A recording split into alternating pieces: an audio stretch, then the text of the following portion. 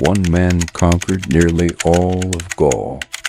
An army of fewer than 60,000 soldiers defeated millions of enemies, and by the time it was over, Rome had become unstoppable. The war that made Julius Caesar a legend. The beginning of the Gallic Wars. For centuries, Rome had expanded across the Mediterranean. Every victory made the Republic stronger. Every conquered land brought more wealth. But beyond the northern frontier lay a world Rome could never fully control. A vast land of endless forests, towering mountains, and fierce warrior tribes. The Romans called it Gaul. To most senators, it was little more than a distant province filled with dangerous barbarians. To Julius Caesar, it was an opportunity unlike any other. He had already proven himself as a politician. He had earned the trust of powerful allies. But politics alone could never make him immortal. Only war could do that.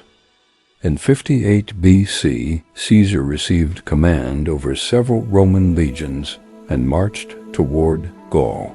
His official duty was simple: protect Rome's borders, maintain peace, defend Roman interests. But Caesar had far greater ambitions. He knew every victory would make him richer. Every battle would increase his fame. Every conquered tribe would bring him one step closer to ultimate power. The campaign began sooner than anyone expected. A massive Celtic tribe known as the Helvetii abandoned their homeland. Nearly 400,000 men, women, and children began moving west in search of new lands. Their migration threatened Roman allies. If the Helvetii settled near Roman territory, the balance of power would change forever. Caesar refused to let that happen. Without hesitation, he ordered his engineers to build an enormous defensive wall along the Rhine River. Stretching for nearly 20 miles, the wall blocked every possible crossing. Watchtowers overlooked the river while thousands of legionaries stood ready behind heavy fortifications. When the Helvetii arrived, they demanded permission to pass peacefully. Caesar calmly refused. The tribe attempted to force its way across. Roman arrows filled the sky. The first attacks failed. The Helvetii searched for another route. Caesar knew this was exactly what he wanted. He followed their movements through difficult mountain passes, waiting for the perfect moment to strike. When the Roman legions finally attacked, the battle was swift and brutal. Roman discipline overwhelmed tribal courage. Heavy shields locked together. Pylons shattered enemy formations. The relentless advance of trained legionaries broke the Helvetii line. Thousands were killed. Many more surrendered. The survivors were forced to return to the lands they had abandoned. It was Caesar's first great victory in Gaul. News spread quickly across the Roman Republic. Many celebrated. Others began asking a dangerous question. If Caesar could defeat an entire migrating nation so easily, what would stop him from conquering all of Gaul for Caesar? That question already had an answer. Nothing. The warrior who united Gaul. Caesar's victories spread fear across every corner of Gaul. Many tribes surrendered without a fight. Others realized that if they continued fighting alone, they would disappear one by one. For years, the Gallic tribes had fought each other. Old rivalries divided them. Ancient grudges kept them weak. But one man believed the only chance of survival was unity. His name was Vercingetorix. He was young, proud and determined to save his homeland from Roman conquest. Unlike many tribal chiefs, Vercingetorix understood Caesar's greatest weapon was not the sword, it was discipline. The Romans never broke formation. They never panicked. They never stopped building. Every night they constructed fortified camps. Every bridge was built with astonishing speed. Every road allowed the legions to move faster than any enemy expected. If Gaul wanted to survive, it had to fight differently. Vercingetorix ordered villages to burn their own homes. Granaries were destroyed. Fields were set on fire. Food disappeared before the Romans could reach it. The land itself became a weapon. Roman scouts returned with alarming reports. Entire regions had turned into blackened wastelands. No crops, no livestock, no supplies. Some of Caesar's officers urged him to retreat. They feared the army would starve long before reaching its enemy. Caesar refused. He knew that retreat would destroy everything he had built. Instead, he pushed deeper into hostile territory. His soldiers marched through smoke and ash. Hunger spread through the camps. Every day became harder than the last. Yet the Roman legions continued moving forward. Then came the city of Avaricum, one of the richest and strongest settlements in all of Gaul. Vercingetorix wanted to burn it like every other town. Its people begged him not to. They believed the city's powerful walls could withstand any Roman attack. Reluctantly, he agreed. Caesar immediately surrounded the city. Rain fell almost every day. Mud swallowed wagons and siege equipment. Still, the Romans worked without rest.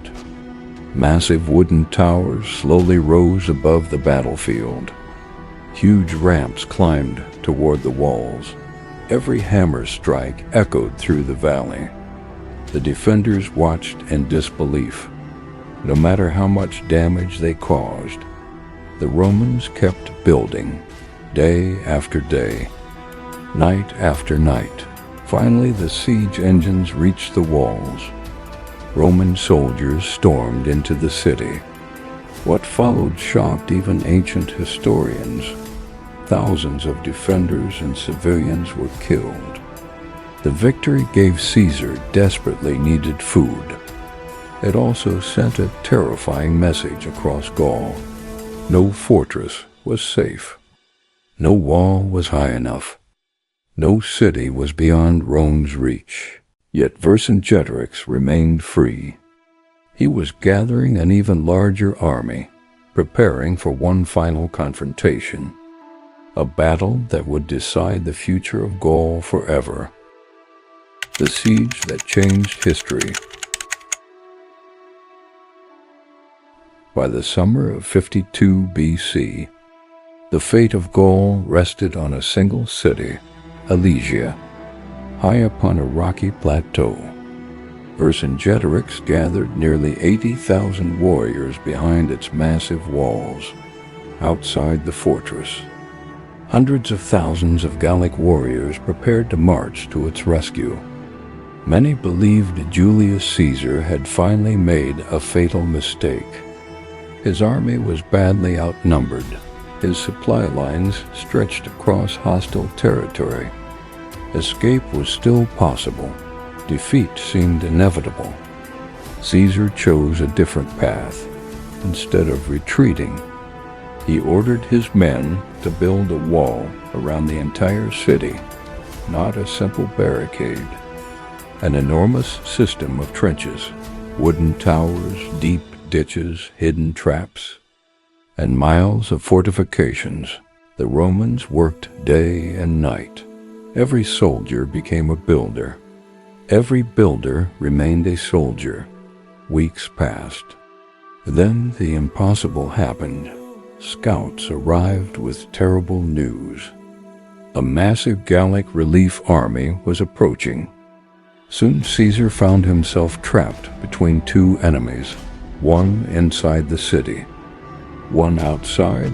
Most commanders would have abandoned the siege. Caesar gave another unbelievable order: build a second wall. This new line faced outward. Now the Roman army stood between two enormous enemy forces. If either wall collapsed, everything would be lost. As dawn broke, war horns echoed across the valley. The attack had begun. From inside Alesia, thousands of warriors charged the Roman defenses. At the same moment, the relief army attacked from the outside. Arrows darkened the sky, spears crashed against shields. The earth shook beneath thousands of charging warriors. Roman soldiers fought without rest. Some had been awake for nearly 2 days. Every section of the wall became its own desperate battle. Several times the Gallic warriors almost broke through. Caesar rode wherever the fighting was fiercest. His bright red cloak stood out above the chaos. His soldiers saw him fighting beside them. Their exhausted bodies found new strength. The battle raged from sunrise until deep into the night. Finally, Caesar saw one last opportunity. He gathered his cavalry, along with his strongest reserve, and launched a devastating counterattack. The Gallic relief army began to break. Panic spread through their ranks. Warriors threw down their weapons. Thousands fled the battlefield. Inside Alesia, Vercingetorix climbed the walls. He watched the last hope of Gaul disappear into the distance. The war was over. The following morning, the gates slowly opened. Silence filled the Roman camp. Vercingetorix rode out alone. He wore his finest armor without speaking. He dismounted before Julius Caesar, removed his weapons, and laid them at Caesar's feet. It was the end of Gallic resistance. After 8 years of relentless warfare, Rome controlled nearly all of Gaul. Caesar returned home as the greatest general of his generation. His victories brought unimaginable wealth. His soldiers worshipped him. His name was known across the ancient world. But success created a new enemy, the Roman Senate. The men who had once celebrated his victories now feared the power he had gained.